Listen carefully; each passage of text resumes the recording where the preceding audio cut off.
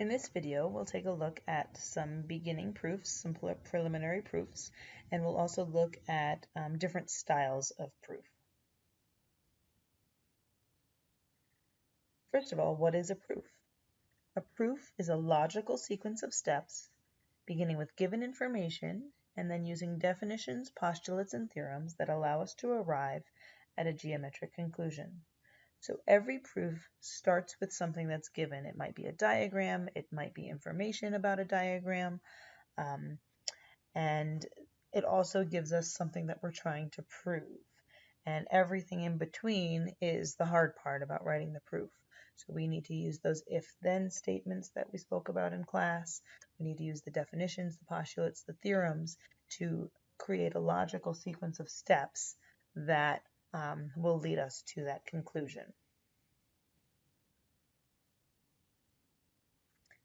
Just as a reminder, a theorem is a mathematical statement that we can prove, and we'll actually look at some simple theorems in this video that we'll use as our very first proofs. And a postulate is a mathematical statement that we accept without proof. So we won't be able to prove any postulates, but we will use postulates to prove other things. The first type of proof we're going to look at is the two-column proof. It is the most popular and the most commonly seen proof, and it is the type of proof we will certainly use most often in this class. So here on the left, you see the given information. Angle A is a right angle, and angle B is a right angle. And then you see the corresponding diagrams that show us two right angles, or we're given that they're right angles. And then we're asked to prove that angle A is congruent to angle B. So now that seems obvious. I mean, we have two right angles, and we know that right angles are of equal measure, and so they're congruent. But let's formulate this in a logical sequence of steps in a logical proof.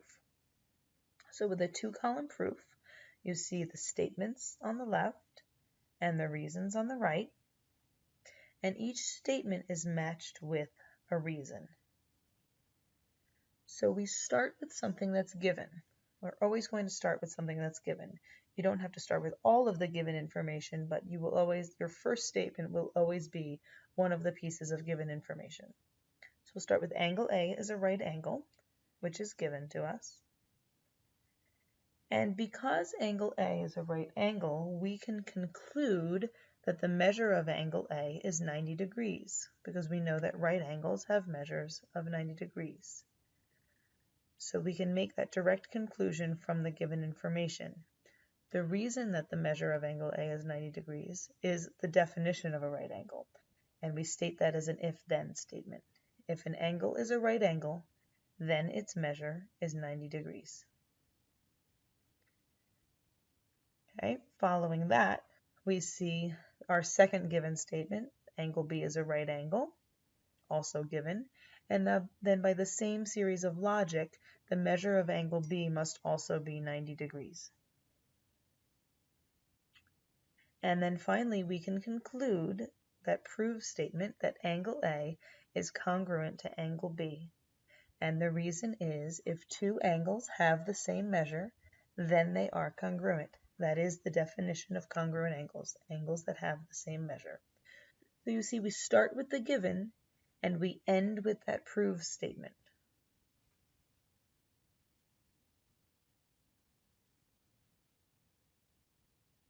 Another type of proof is a paragraph proof. So we'll look at this form with a similar proof. Instead of a right angle theorem, we're going to look at a proof of the straight angle theorem. So similar to before, we have our given information. We have two straight angles that are given to us along with their diagrams, and we want to prove that those two straight angles are congruent. So a paragraph proof is really just written in paragraph form where each statement and reason becomes a sentence. So you can see the first sentence says, it is given, that was our reason in our two-column proof, that angle ABC is a straight angle. And there was our statement. So you can kind of see, we kind of interchange the reasons and the statements here. By definition of a straight angle, we know that the measure of angle ABC is 180 degrees. So again, that definition of a straight angle is our reason, and the measure of ABC is 180 degrees is our statement. And then the proof proceeds. It is also given that angle DEF is a straight angle. By the same definition, the measure of angle DEF is also 180 degrees. If two angles have the same measure, then they are congruent. Thus, angle ABC is congruent to angle DEF. And that's the paragraph form of a proof. The third and final type of proof we're going to look at is a flowchart proof. We're not going to do very much with flowchart proofs right now. I just wanted you to just be familiar with the style. Again, we have the given information and the proof statement. In this particular proof, we are proving that the length of two segments are equal. And in the flowchart proof, you can see in the bubbles are what we call our statements, and underneath the bubbles are the reasons. The arrows from one bubble to the next represent the logical sequence of steps. Now, this particular proof involves the use of some properties and some theorems and postulates that we haven't actually learned yet and haven't used yet. I just wanted you to just be familiar that there is this style of proof. We will look more at this style when we get to proving triangles congruent. And that is it for tonight. I will see you in class tomorrow.